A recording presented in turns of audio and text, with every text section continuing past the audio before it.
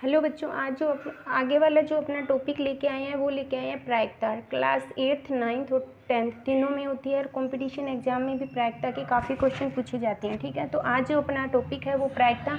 Question में क्या कहा है, एक पासे को एक बार फेंका जाता है तो इसकी प्रायिकता क्या होगी। अपने को क्या ज्ञात करनी है, प्रायिकता ज्ञात करनी है। फर्स्ट है, इसमें 3 क्वेश्चन है। पहला है सम संख्या प्राप्त होना, अभाज्य संख्या प्राप्त करना और विषम संख्या प्राप्त होना।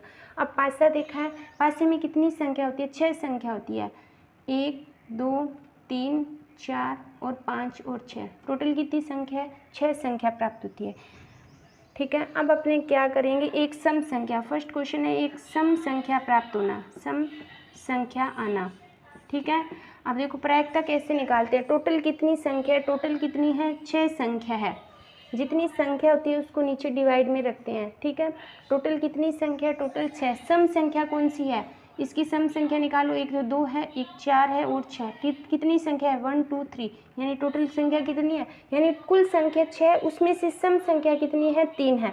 तो इसको जब अपने काटेंगे तो ये दोनों 1 2 3 की टेबल में 1/2, तो इसकी प्रायिकता क्या होगी अपनी, 1/2। इसी तरह जब सेकंड क्वेश्चन में एक अभाज्य संख्या, अभाज्य संख्या। अब अभाज्य संख्या पहले लिखो, इसमें अभाज्य सबसे छोटी अभाज्य संख्या होती है जो खुद की टेबल में आती है, बाकी किसी की टेबल में नहीं आती, वो होती है अभाज्य संख्या।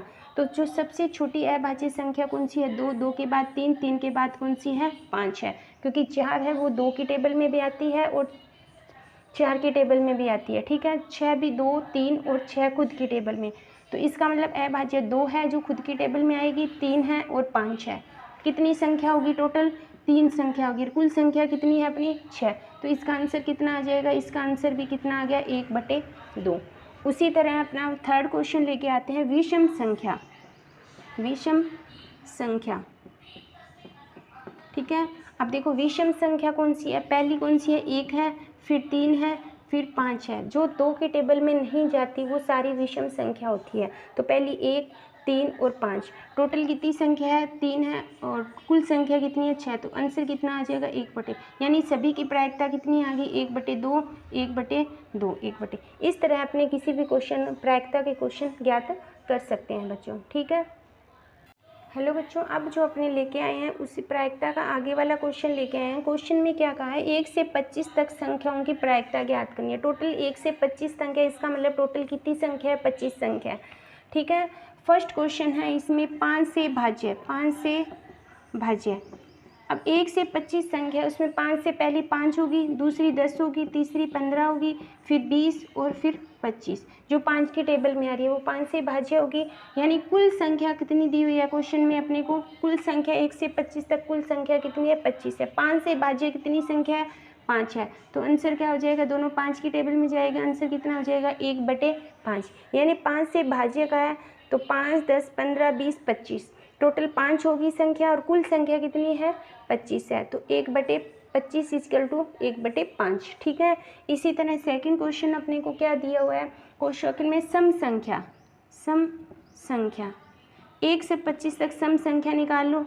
2 4 6 8 10 12 14 16 18 20 22 और 24। ठीक है, यानी कुल संख्या कितनी है क्वेश्चन में, 25 है। और सम संख्या कितनी है, 1 2 3 4 5 6 7 8 9 10 11 12, यानी कुल कितनी है, 12। तो आंसर कितना हो गया, 12/25। ये एक दूसरे दोनों एक टेबल में नहीं आते तो आंसर यहाँ तक होगा, ये कटेगा नहीं। ठीक है बच्चों, इसी तरह सी क्वेश्चन है 6 से भाज्य, 6 से भाज्य संख्या।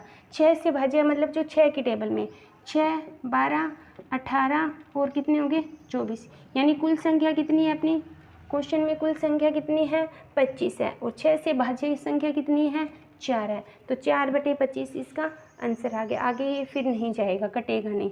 आगे वाला डी क्वेश्चन है विषम संख्या, विषम संख्या कितनी है, 1 3 5 7 9 11 13 15 17 19 21 एंड 23 और 25, यानी कुल कितनी संख्या है, 25 है। तो विषम संख्या 3 3 6 7 8 9 10 11 12 13, तो 13, यानी विषम संख्या कितनी है, 13। तो आंसर कितना हो गया, 13/25।